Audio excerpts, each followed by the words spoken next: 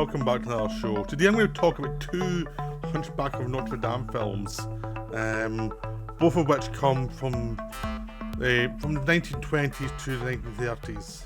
They're both Universal films, and they were both like big hits at the time, and they were both mega budget productions.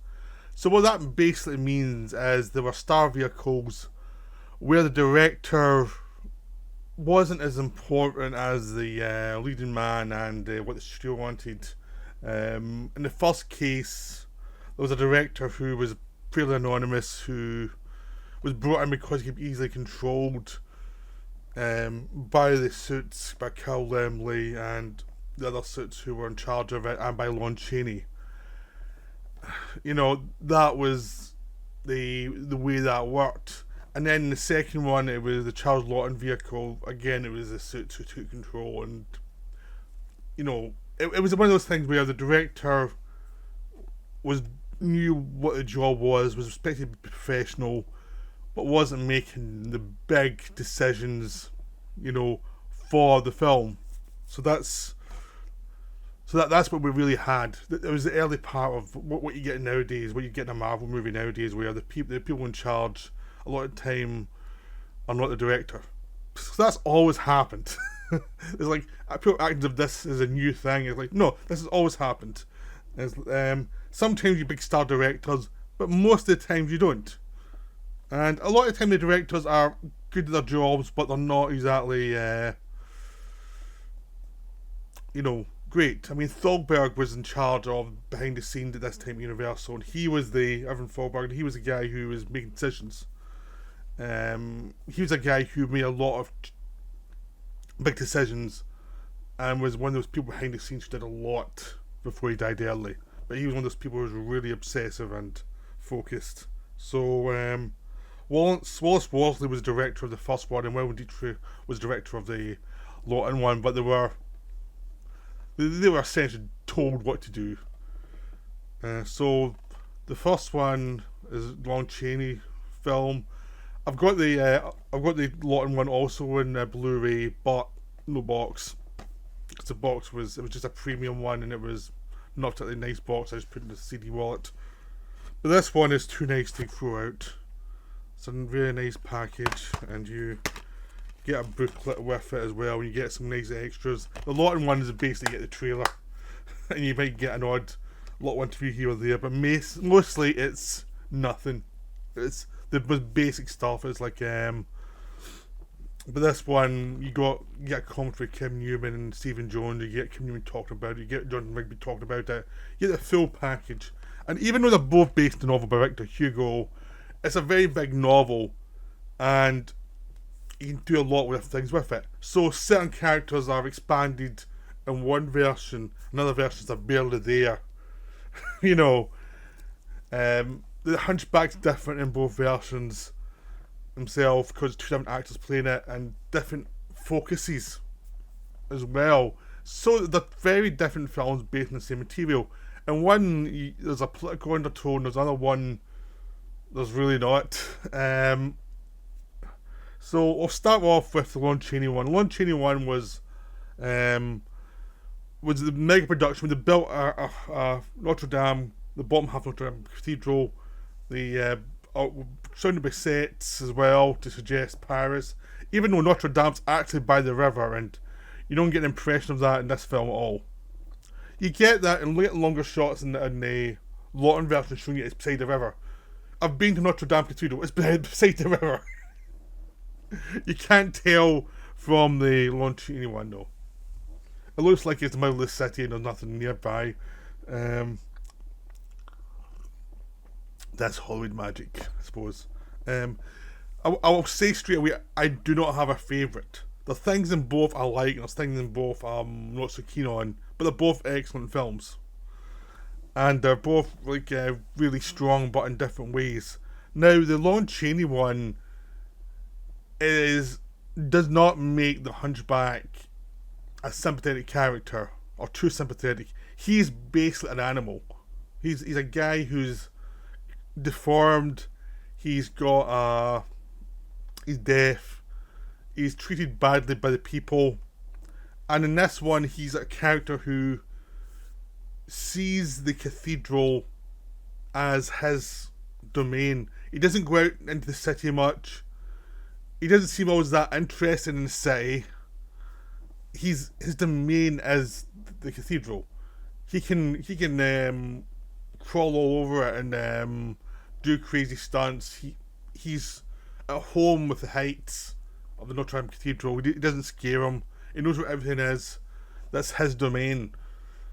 So, and basically, he's brought into the plot because of the machinations of Jehan, the brother of the saintly priest who runs Notre Dame Cathedral. And that's a big difference these films have from the book. In the book, the villain is the guy in charge of the cathedral. And in the films, they don't want to upset the church. So it's his evil brother. In the book, the brother is not evil. The brother's is basically a youthful cynic. So that's a big difference. They elevate the brother to be something that he's not in the book, and to take away from the fact that in the book the villain is the guy in charge of the cathedral. He was based on a guy who was notoriously villainous priest in the past. So that's one thing. In this version, the King Louis is actually an awful person. He's a dictator. He wants total control of the city. In the second version, he's a nice guy. So it's two very different things. Both of them start with the big festival where Quasimodo was found and made the King of Fools, and that's what introduces you to the various characters. We have the Gypsy King, Clopin, who's fermenting, in this version's fermenting a rebellion. He wants to, fight against the rich who have all this money, and he's dealing with the poor who have nothing. The rich don't care, they just want people to know their place. Esmeralda comes into it and she becomes like the obsession of various men, from the brother of the saintly priest to Quasimodo himself to a poet who's doing these things all about the life of the streets, and you've got the guard and one of the chief soldiers who also falls in love with, who's a womanizer.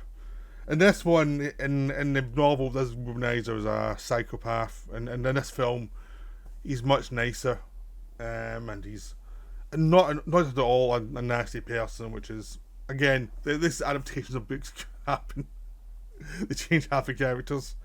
Even though the rest of the film scene are rich are scumbags, there's one guy who's a scumbag in the book is not a scumbag in the film. He's just a bit confused at times. He intends to seduce Esmeralda. Esmeralda's the person who connects to everybody and is the kind of focus. What happens to her is the focus. She's a gypsy, and it turns out she was actually kidnapped when she was a child from the rich of Paris. So she's not actually a gypsy by birth, but her mother went mad after she was kidnapped. There's a whole back plot. It actually works quite nice in the film. It's like they don't explain it that much, but you get the idea of what it is and what's going on, and it works nicely. So there's a whole bunch of subplots, and the flaw of the film, the big flaw in the film, is there's so many subplots that getting momentum going becomes difficult at times. The Laughton one is a much smoother experience, like in terms of like adaptation, of like switching it to have like a plot that goes from A to B to C to D with sort of, with ease. But this one's more interesting. Basically, this one you've actually got like the people ready to revolt. They're really mad at the rich. That's bubbling away. You've got Quasimodo under orders from the evil brother, who ends up getting told to kidnap Esmeralda for him. He gets caught, he gets whipped, and Esmeralda comes and gives him water after he's been whipped, which makes him fall for her and be loyal to her. because she's the one person that gives them a bit of human kindness. You've got Esmeralda going through all these different stories with the guy in charge who, again, wants to seduce her, but then when you get to know her, you fell in love with her. You have the evil brother who is jealous of the fact that you can't have her. You have the poet who's barely in this film. He's just a weird character that could have been cut out quite easily because he makes so little sense in the film and he's just a joke of a character. But the fun characters are Clopin, who's leading rebellion, the evil brother, and Quasimodo. They're the fun characters. Whenever they're around, the film's fun. The love-struck soldier is okay, but he's nothing great. Esmeralda is enjoyable, but when you get to the Laughton film, you get much better Esmeralda. But Chaney and the kind of two other characters I mentioned are the thing. Whenever they're on screen, the plot's moving forward nicely, everything's going well, and the film does have as a sense of chaos. The first section's chaotic as you see the big party. You get a sense the city's in chaos because it's not behaving the way the king wants it to, and he knows there's some rebellion going on. And whenever the film taps into that sense of chaos, it really works. Quasimodo in this one's like agent of chaos the further it goes on. He causes havoc, and when we get to the big finale, he's like enthusiastically doing horrible things to people to defend the Notre Dame Cathedral, but he's really enjoying watching the city tear itself apart. And the city does go crazy. There are scenes where Clopin goes out to save Esmeralda from the soldier and attacks a well-to-do party and things like that. All that stuff really works. Whenever the sense of this chaos, the film really comes into its own. And that's what's really great about the film, is just that sense of chaos. The sense of the makers of understood that the chaos was the lifeblood of the film, and that's what really gives it momentum. That's why it was a hit. And this is the film that kind of made Chaney a big star for... He was already a well-known actor.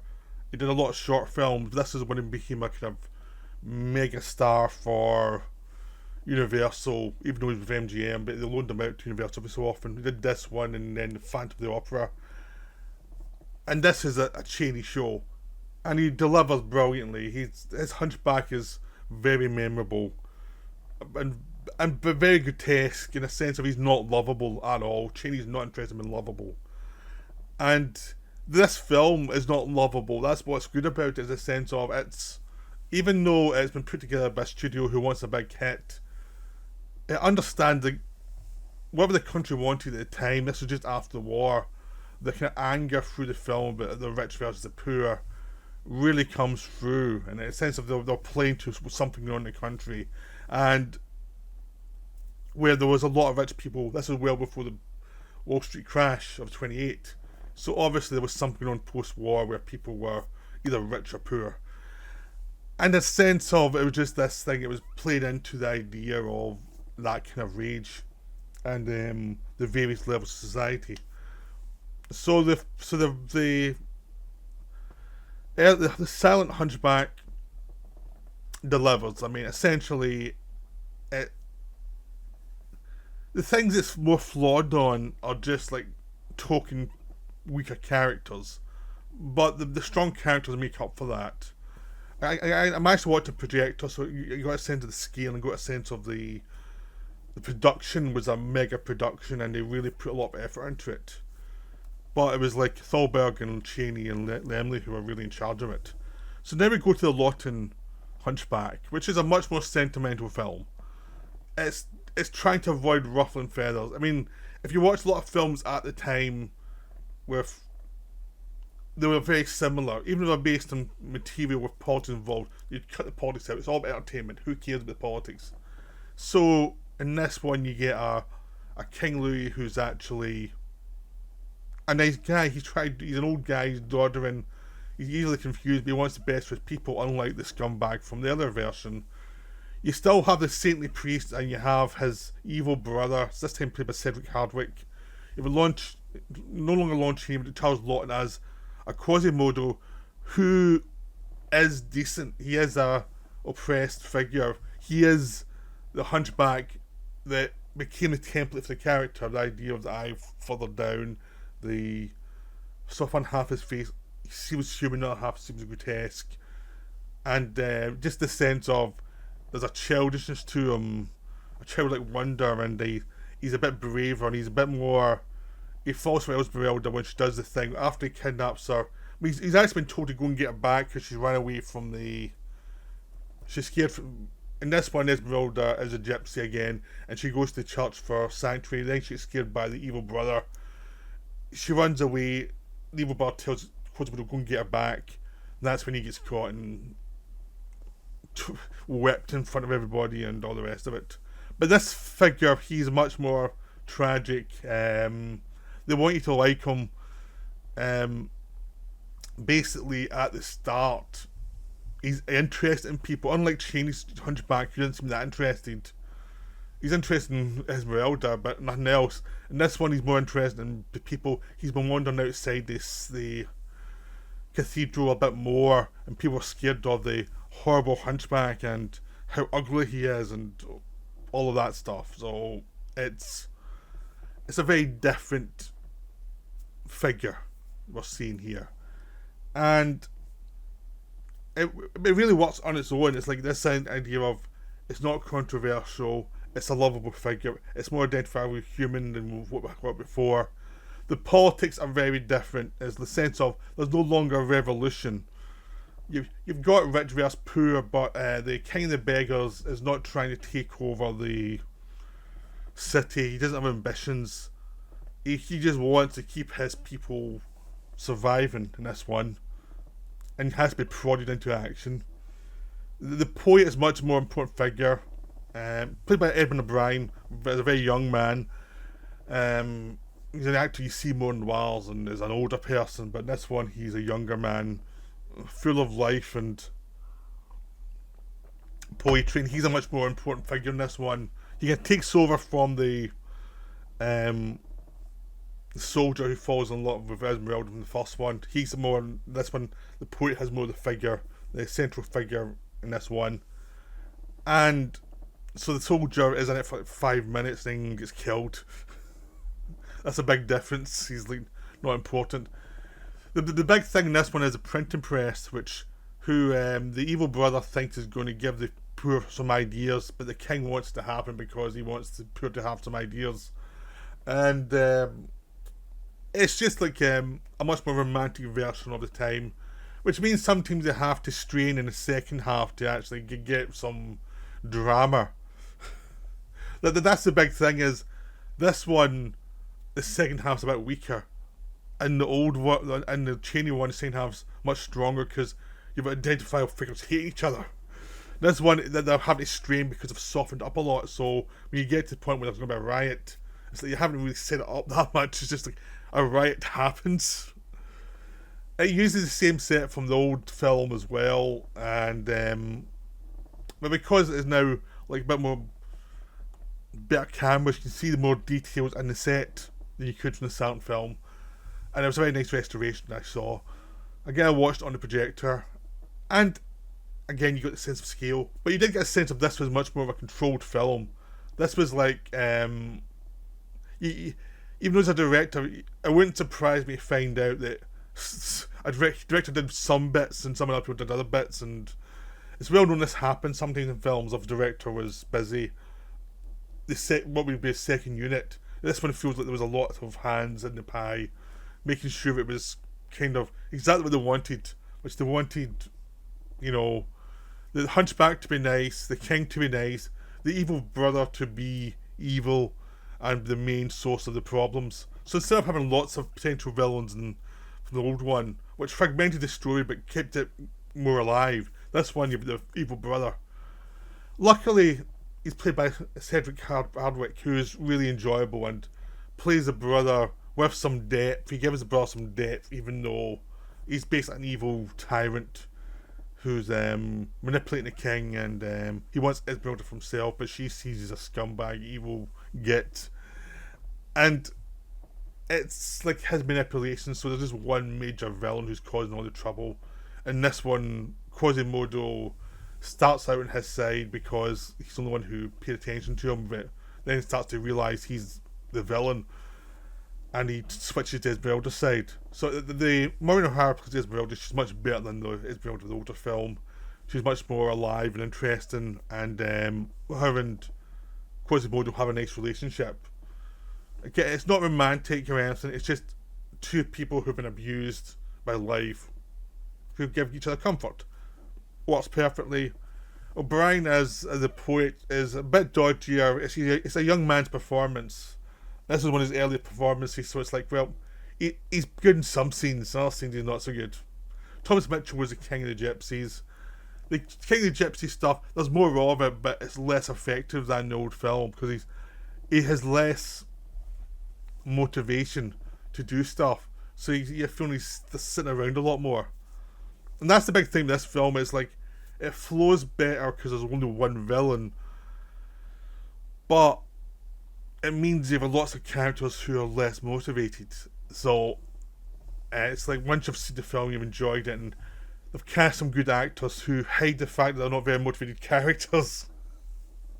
So you get to the point quicker, but by the end it's like, well, why are they fighting? Exactly. Why is he doing this? There is that element, but everyone's there for Laughton or O'Hara as the two kind of central characters, and Hardwick as the villain. That's what really works about it. It works in a very simple way. Very simple characters, you understand them entirely. Things happen around them because of the villain. As in both versions, Esmeralda's they're trying to hang Esmeralda for the second half of the film, and he causes riots and just sanctuary in the church. Though in this one, Quasimodo saves her from the gallows in a very kind of dramatic way. But there's lots of... It's much more romantic and much more... They're saying you must like these characters. But it does feel a very 30s film in a sense of... It's either goodies or baddies, there's no in between. Well, in the earlier version, was much more of a sense of there's some in between. Like in an older version, Clopin is obviously ambitious. You wouldn't trust him to run the government, but he's actually got a proper beef with the government. And the government's horrible. And this one, it's like, yeah, he's okay. There's nobody who's... Like, since the government's meant to be nice people this time, there's less reasons for anything to happen. But it still works. It's one of those films that just still works.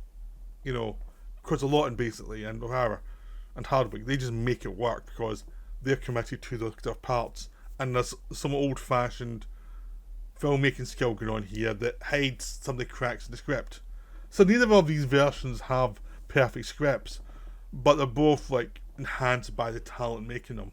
And a lot of the time the talent doesn't always feel like it's the director. It feels like it is a studio production where the studio says, we need this to make it work, we need that to make it work.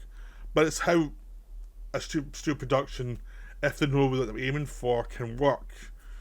You know. Because at this time there was lots of studio bound directors who were skillful people, but they weren't really in charge of the overall vision. That was the people above them, the producers. But they were skillful directors who were left to do what they could do, and then other people might add little bits and take little bits out. But it was a better version of studio control. I don't think it's a perfect version of studio control or director control. There's flaws on both sides. There's no way you can figure it out. It's just like sometimes a project comes together and sometimes it doesn't. I mean, you can get some great director-led projects, but you also can get utter disasters. The same with studios. You can get some really good product that's was completely planned by the studio. There's other times you get things that are just awfully bland. So it's just a crapshoot ultimately. So I hope you enjoyed this video. Go watch both these films. They're both wonderful. Both flawed, but very wonderful. The peaks are so good that it makes up for the flaws quite easily. So I hope you enjoyed this video. That's me for now. Bye.